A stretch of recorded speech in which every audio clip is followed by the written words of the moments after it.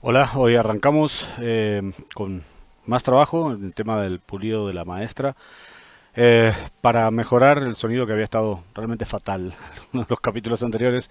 Compré un dispositivo inalámbrico que permite que pueda estar a una importante distancia sin tener que complicarme la vida con el tema del sonido y tener que gritar si fuera necesario que se escuche.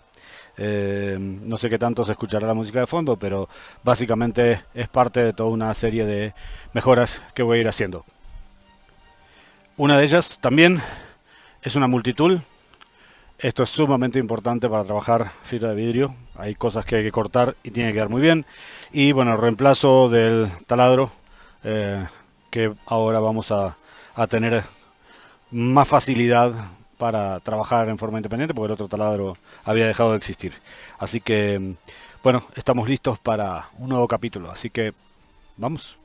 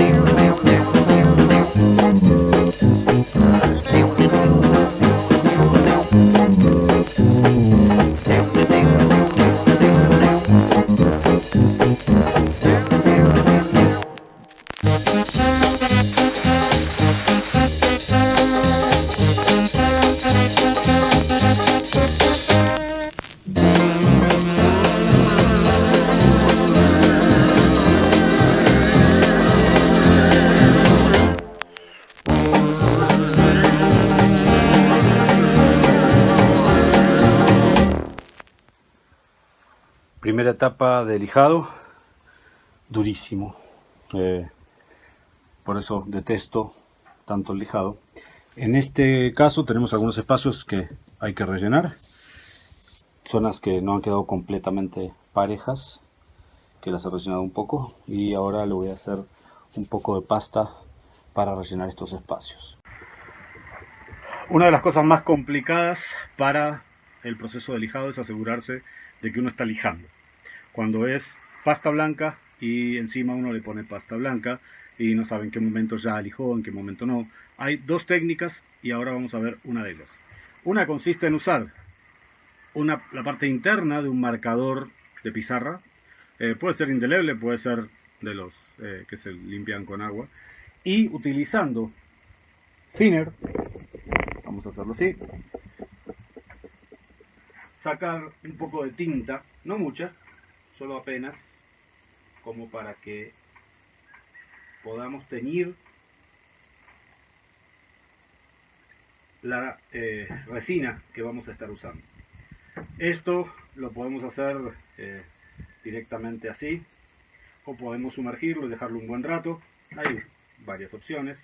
Acá lo que voy a hacer es impregnarlo bastante y dejar que la tinta escurra. Eh, Esto tiene como ventaja que nos va a permitir darle un color diferente a la resina que estamos usando y nos va a dar una perspectiva de en qué zonas ya hemos lijado y en cuáles no. Claramente hay digamos, la otra técnica que se usa, que es con un lápiz, ya la vamos a usar, es para cuando se hacen los procesos finales, casi que de pulido. Pero cuando se trata de teñir la tinta, nos va a permitir manejar volúmenes un poco más importantes, como estas partes que tenemos que rellenar y asegurarnos de que está bien lijado. Vamos a poner un poquito de resina. No mucho, porque la idea es que vamos a utilizar pasta eh, bastante líquida, como para que, no, no, o sea, no demasiado líquida, pero bastante suave, como para asegurarnos que la podemos distribuir muy bien en las superficies que vamos a estar trabajando. Vamos a ponerle ahora las esferas. Recuerden esto hacerlo en espacios ventilados pero sin mucho viento, porque si no se convierte en algo muy volátil.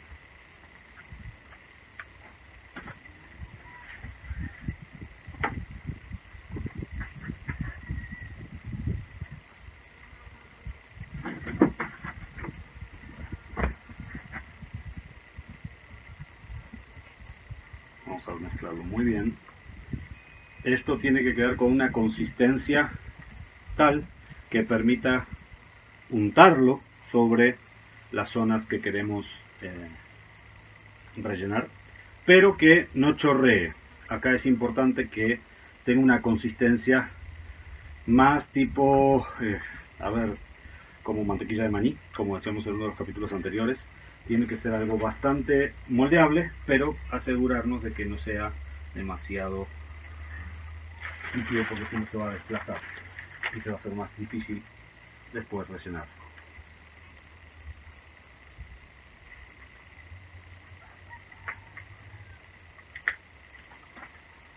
Esta etapa tiene una característica: requiere mucha paciencia.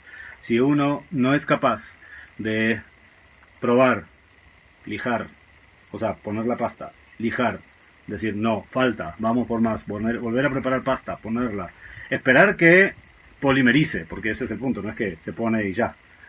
En cada caso hay que esperar a que polimerice para asegurarnos de que está bien seca o bien polimerizada, no es la palabra seca, para poder lijar, y recién entonces ir por la siguiente lijada, y si hace falta volver a preparar pasta, y así sucesivamente hasta que quede lo más parejo posible.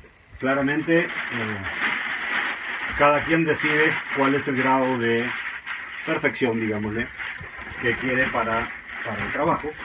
En este caso, como se trata de un molde, yo quiero que sea lo más parejo posible y asegurarnos de que está muy bien catalizado.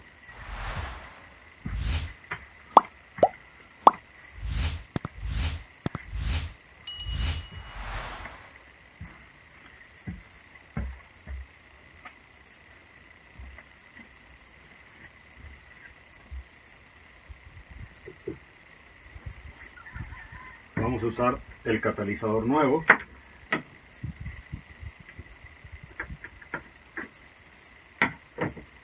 Y ya es hora de ponerse guantes.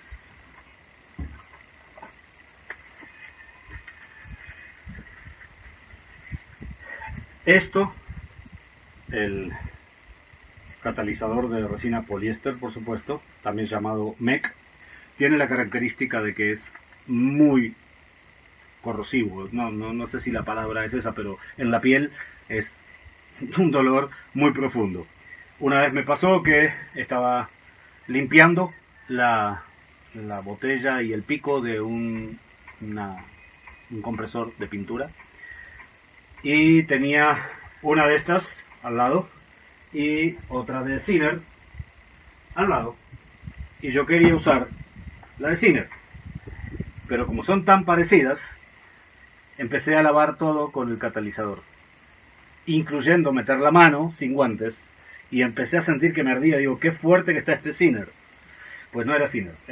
Creo que estuve un día entero con ardor en la piel. Es muy peligroso, y ni hablar a nivel de vía respiratoria sus ojos. Eso hay que tener muchísimo cuidado.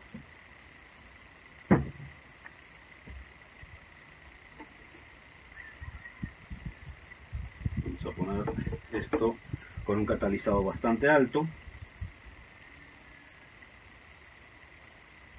Por ahí está bien.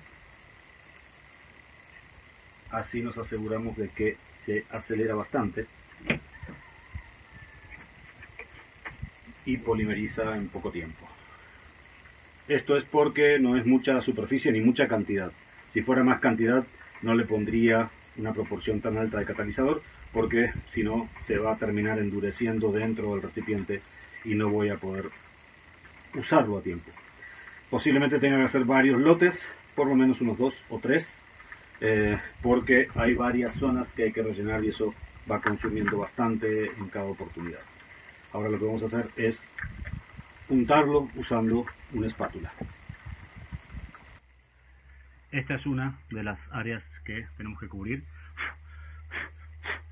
Hay que asegurarse de que esté bien limpia.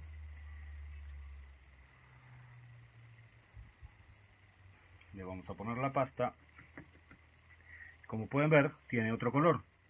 Esa es exactamente la idea para que se pueda diferenciar respecto de la otra a la hora de lijar.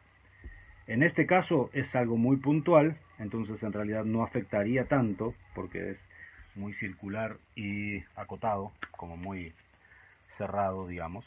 Pero sí es muy importante en zonas, en superficies donde necesitamos asegurar que esté plano. Acá no es que no vaya a estar plano, sino que va a estar en una proporción de superficie muy pequeña. Acá, por ejemplo, no sé si está dentro del campo de visión, vamos a mostrar un poquito. Acá, por ejemplo, hay una pequeña diferencia, ya más importante. En este caso, vamos a poner más pasta y lo vamos a emparejar.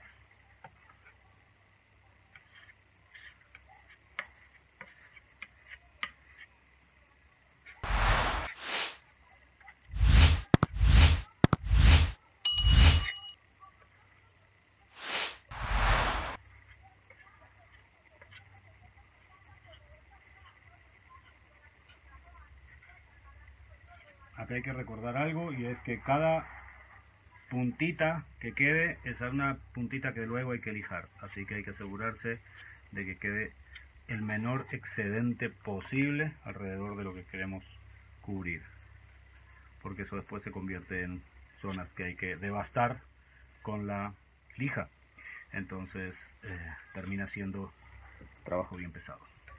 Acá tenemos otro pedacito que no había visto, otro hueco.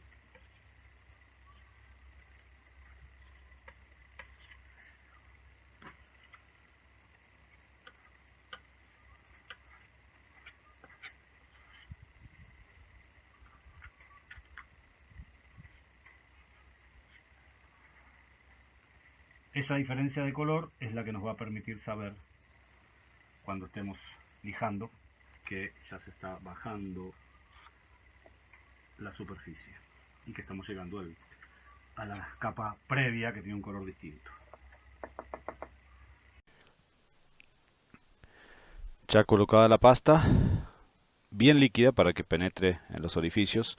Hay algunos lugares que están más amplios, que requieren mayor cantidad de pasta, pero estos los vamos a ir lijando de modo que queden planos otra vez. Vamos a tomar este, por ejemplo.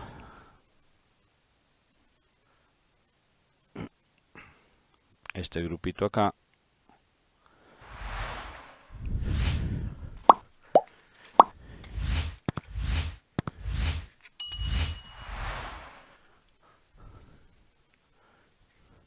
Esto ya está completamente polimerizado, ya no está ni pegajoso.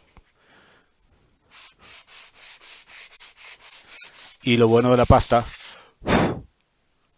es que queda rápidamente lisa. Entonces esto nos permite hacer las superficies mucho más planas con todas las imperfecciones que traen, digamos que van quedando. Y rápidamente podemos ir lijando y asegurando que queda bien flat o flush.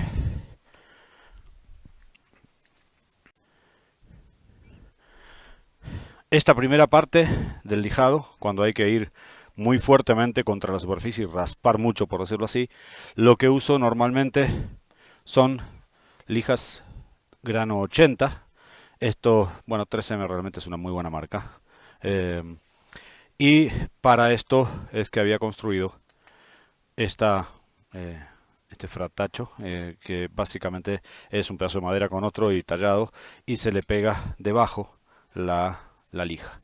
Ahora lo que hay que hacer es solamente cortar el siguiente una vez que ya se gasta, despegar el anterior, está pegado con cola de madera, y ya con eso podemos lijar perfectamente esto así, e incluso si no quieren pegarlo también se puede sujetar de los costados, que por ejemplo en este caso, esta que está aquí, vamos a enfocarlo un poquito mejor.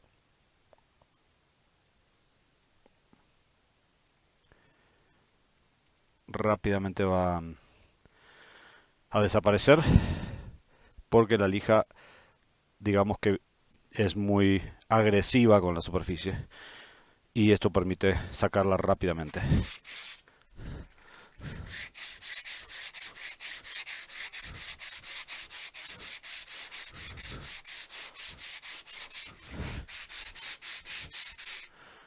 Recomendado no hacer esto porque vuela polvo de vidrio por todos lados. Yo ahora para grabar no tengo la máscara puesta, pero normalmente la uso. Vamos a ver si esto también se ve aquí. No, está fuera de cámara. Aquí tenemos otra. Y otras más aquí.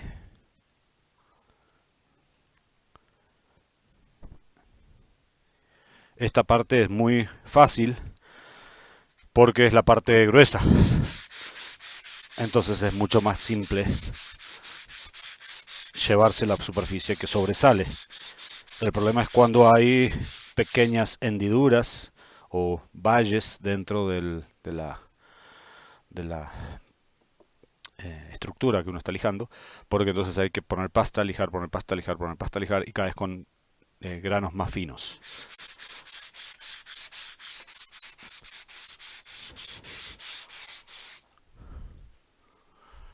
Recomendado usar una escobilla suavemente para quitarlo o una aspiradora, mejor aún. Esta aquí, por ejemplo, para que se den una idea del tamaño, vamos a enfocar mejor, es pequeña y la idea es que la lijamos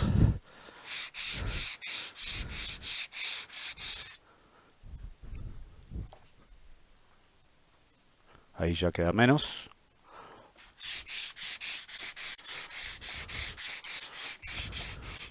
Esto conviene hacerlo en diversas direcciones y nunca como canaleta, nunca siguiendo un único patrón, porque eso puede hacer que se baje demasiado una zona de la superficie. Listo. Proceso de lijado listo. Ahora ya hasta incluso estas partes que quedaron con madera expuesta, incluso estas partes tienen brillo. Obviamente no todo, porque hay partes en las que no había la resina no tenía una densidad lo suficientemente alta como para brillar. Se pueden ver ahí como ciertas manchas, pero la idea es lijar hasta que todas las superficies estén perfectamente pulidas. De hecho, el objetivo de esto es minimizar la cantidad de rugosidades o porosidades que pueda tener.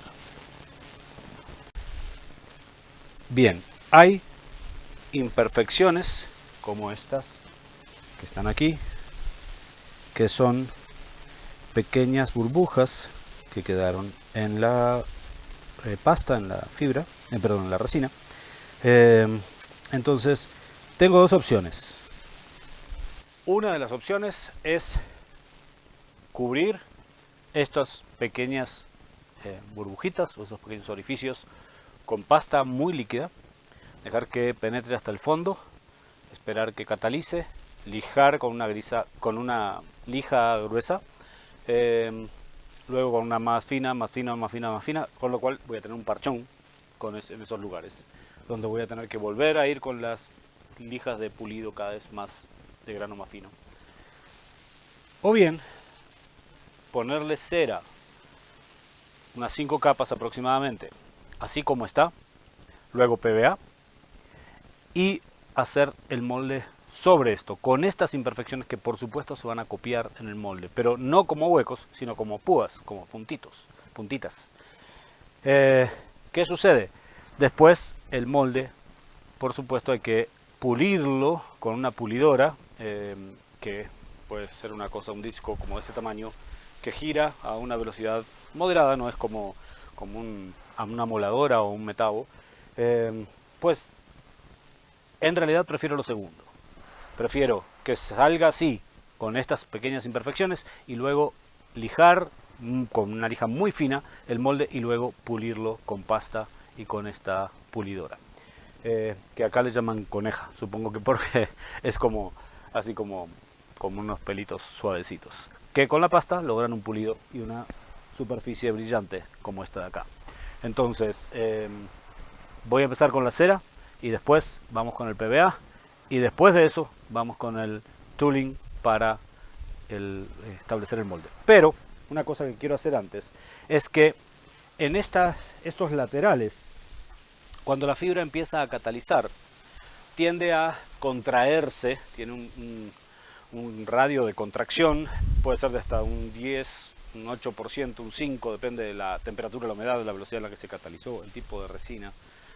El problema es que estos bordes, digamos que si son estos bordes así, este borde acá es un borde así, van a tender a cerrarse y luego la pieza que quiera hacer con este borde va a ser muy difícil de quitar. Esto se pone realmente duro y hace que sea muy difícil decir, bueno, simplemente lo enderezo un poquito y ya está, porque está fijado casi que en esta posición. Entonces, una de las cosas que se puede hacer es agregarle acá un flange, un borde, no me sale un flanger sería en inglés, como un borde, que en este caso, al estar al revés, sería un borde en la parte inferior, para que cuando yo le ponga la fibra, haga no solo la curva del molde de la maestra, sino que también tenga esta solapa. Idealmente calculo que con unas 4 o 6 pulgadas debería alcanzar, unos 10, 15 centímetros debería ser suficiente, porque entonces la resistencia, digamos que vertical, no vertical, sino plana, que tiene esta superficie, va a hacer que, como si fuera una viga, va a hacer que resista la tracción que pueda hacer por contracción la resina en este molde. Esto va a permitir varias cosas, entre otras que sea más fácil de manejar. Por supuesto va a agregar peso, agrega complejidad porque tengo que hacer el borde primero, luego proceder con lo que decía antes de la cera, el PVA y todo lo demás. Y por otro lado, tiene la ventaja de que me va a permitir agregarle unos huecos, unos espacios, como un tubo hecho de fibra, para poder calzar ahí tubos de PVC. De modo que cuando esto esté invertido, Violeta acá está opinando, cuando esté invertido le pueda poner esos tubos de PVC y hagan las veces de patas. De modo que pueda poner 2, 4, 6 patas que lo conviertan en una mesa invertida para poder trabajar mucho más cómodamente que aquí. Y si es necesario, y estoy haciendo algo en esta mesa, poder llevármelo por allá y ahí trabajar. Y quiero hacer algo más. Una de las cosas muy comunes, aquí donde estoy, Coronado, en Costa Rica, montaña, 1800 metros de altura, a veces 11 grados de temperatura, lo cual es malísimo para el catalizado o el polimerizado de la resina. Y lo he visto en muchos otros canales, el problema es la temperatura. Cuando la temperatura está muy baja, es una pesadilla lograr que la fibra, la resina, catalice o seque de alguna manera medianamente decente. Entonces, una de las cosas que quiero hacer es a ese molde, una vez que lo saque, que esté reforzado con unas guías transversales para evitar que tenga flexión y con unas guías longitudinales para evitar que también tenga flexión en las puntas, ese molde va a ser lo suficientemente rígido como para ponerle patas y convertirlo en mesa. Pero además, quiero ver si una vez que esté invertido, le puedo hacer el equivalente a un arco agarrado de esta misma solapa adicional que va a tener acá, para que en ese arco le pueda poner por encima una o dos capas de plástico, de modo que pueda construir una especie de invernadero. Quiero hacer ese experimento, quiero ver qué pasa si yo logro aislar esto con un espacio fácilmente calentable. No tengo que calentar todo este espacio, que tendría que cerrarlo primero, sino que puedo calentar solamente alrededor del molde, y eso con un calentador eléctrico, un termómetro digital, se puede automatizar, quizá con un Arduino. Entonces eso permitiría trabajar como si estuviera en una zona realmente cálida y apta para hacer esto sin ningún tipo de problema. Vamos a ir de a poco. Por lo pronto vamos a hacerle los bordes, la base a esto para poder construir los bordes de fibra.